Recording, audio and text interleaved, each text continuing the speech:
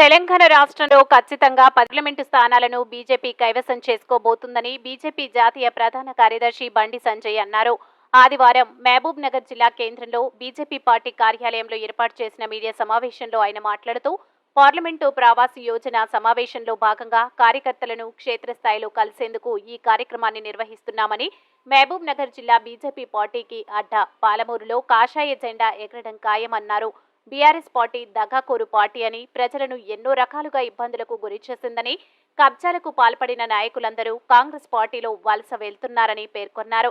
Krishna జలాలపై BRS party చేస్తున్న మోసాలపై BJP ప్రజల్లోకి వాస్తవ విషయాలను ప్రజల్లోకి తీసుకెళ్తామని, గత ప్రభుత్వాలు చేసిన అక్రమాలను బీజేపీ బయటపెట్టిందన్నారు. కేటీఆర్ ఇప్పటికీ కేసీఆర్ సీఎం అనుకుంటున్నారని, రాబోయే ఎన్నికల్లో పాలమూరులో బీజేపీ పార్టీ జెండా దిగడం ఖాయమని, మరోసారి ప్రధానిగా నరేంద్ర మోడీ చరిత్రలో నిలవబోతున్నారని అన్నారు. భారతీయ జనతా పార్టీ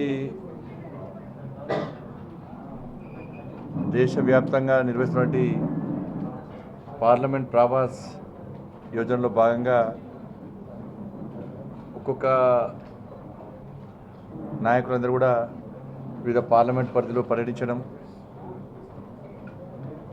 జాతీయ ఉపాధ్యక్షురాలు డికేఆర్ గారు కూడా 2 పార్లమెంట్లు, జితేందర్ రెడ్డి గారు 2 పార్లమెంట్లు, రామచంద్ర గారు 2 పార్లమెంట్లు, ఇట్లా నాయకులందరూ కూడా ఒక్కొక్క పార్లమెంట్ నియోజకవర్గంలో పర్యటించి ఆ పార్లమెంట్లో ఉన్నటువంటి పార్టీ సంస్థాగత విషయాల్లో కానీ, పార్టీని ఇంకా స్ట్రెంథన్ చేయడం విషయంలో కానీ, కేంద్ర నాయకత్వము రాష్ట్ర నాయకత్వం ఇచ్చినటువంటి కార్యక్రమాలను క్షేత్రస్థాయిలో తీసుకెళ్ళి ప్రజలకు చేరువవడము,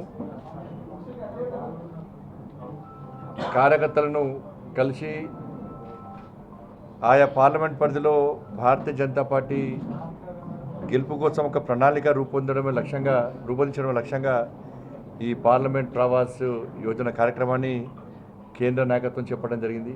దానిలో భాగంగా రోజు ఉదయం కరీంనగర్, సాయంత్రము పాలమూరు జిల్లాకు రాష్ట్ర నాయకత్వం నన్ను కేటాయించింది. కాబట్టి ఈరోజు మా నాయకులతో మాట్లాడి అందరం కలిసిమెలిసి కూర్చొని మాట్లాడుకొని, ఇలా పాలమూరు జిల్లా అంటేనే భారతీయ జనతా పార్టీకి అడ్డా.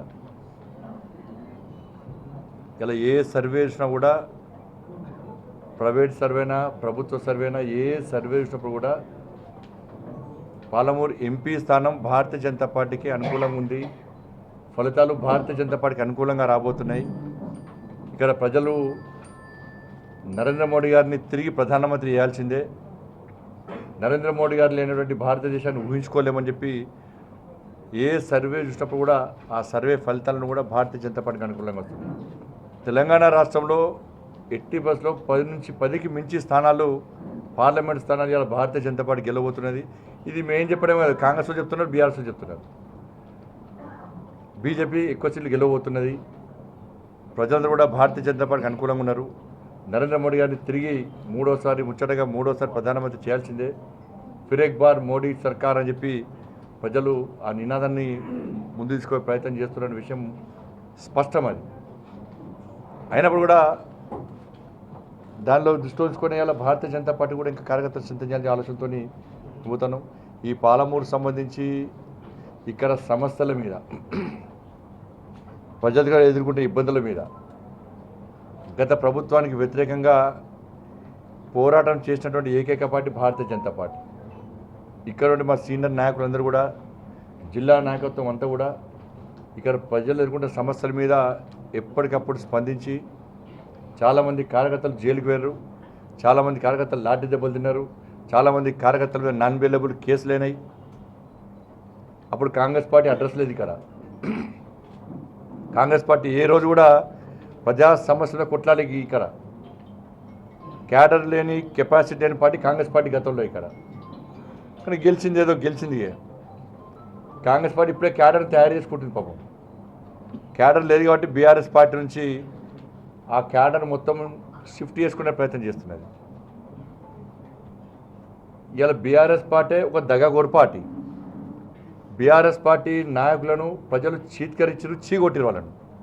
ఎందుకంటే ఈ తెలంగాణ రాష్ట్రంలో ప్రజలను రాచి రంపానటువంటి నాయకులు బీఆర్ఎస్ పార్టీ నాయకులు, ముఖ్యమంత్రి నుంచి, గతంలో మాజీ ముఖ్యమంత్రి నుంచి జిల్లా స్థాయి మండల స్థాయి నాయకుల వరకు కార్యకర్తలు మంచోళ్ళు. మేము కార్యకర్తలు బీఆర్ఎస్ పార్టీ కార్యకర్తలను కాంగ్రెస్ పార్టీ కార్యకర్తలను ఇక్కడ విమర్శించాం.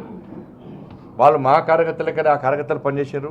ఎందుకంటే ఈ ఎన్నికల్లో బీఆర్ఎస్ పార్టీ కార్యకర్తలు కాంగ్రెస్ పార్టీ కార్యకర్తలు కూడా ఈ దేశానికి మోడీ ప్రధానమంత్రి కావాలని కోరుకుంటున్న వారు కూడా. కానీ గతంలో బీఆర్ఎస్ పార్టీ నాయకులు ఎవరైతే కబ్జాలకు పాల్పడ్డారు, అవినీతికి పాల్పడ్డారు, ప్రజలు ఇబ్బంది పెట్టిర్రో వాళ్ళందరూ ఉన్న కాంగ్రెస్ పార్టీ పోతున్నారు. వాళ్ళందరూ కూడా గతంలో కాంగ్రెస్ పార్టీ వాళ్ళే. ఎవరైతే నీతి నిజాయితీతో పనిచేసేటువంటి నాయకులందరూ కూడా బీజేపీలో చేరుతూ ఉన్నారు.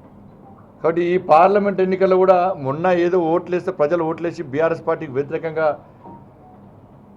కాంగ్రెస్ పార్టీని గెలిపించారు తప్ప కాంగ్రెస్ పార్టీ మీద అభిమానము, కాంగ్రెస్ పార్టీ క్యాడర్ పనిచేస్తానో వాళ్ళు గెలవలేదు.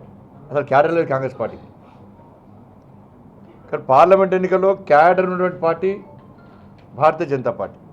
ఇవాళ మా కార్యకర్తలు గల్లీలో కూడా ఇలా జెండా పట్టుకొని నరేంద్ర మోడీ గారి ఫోటో పెట్టుకొని కేంద్రం ఇచ్చిన సంక్షేమ పథకాలని కేంద్రం చేసే అభివృద్ధి విషయంలో కానీ ప్రజల్లో కూడా చైతన్యం కలిగిస్తున్నాం. కాబట్టి పాలమూరుతో సహా ఈ తెలంగాణ రాష్ట్రంలో 10కి మించి పార్లమెంట్ స్థానాలు భారతీయ జనతా పార్టీ గెలవబోతున్నది. ఈ జిల్లాలో ముఖ్యంగా కృష్ణా జిల్లాల విషయంలో ముందు నుంచి కూడా BRS party బండారాన్ని బయటపెట్టినటువంటి Bharatiya Janata party. మీరు దయచేసి దేశ పరిస్థితులను అర్థం చేసుకోండి.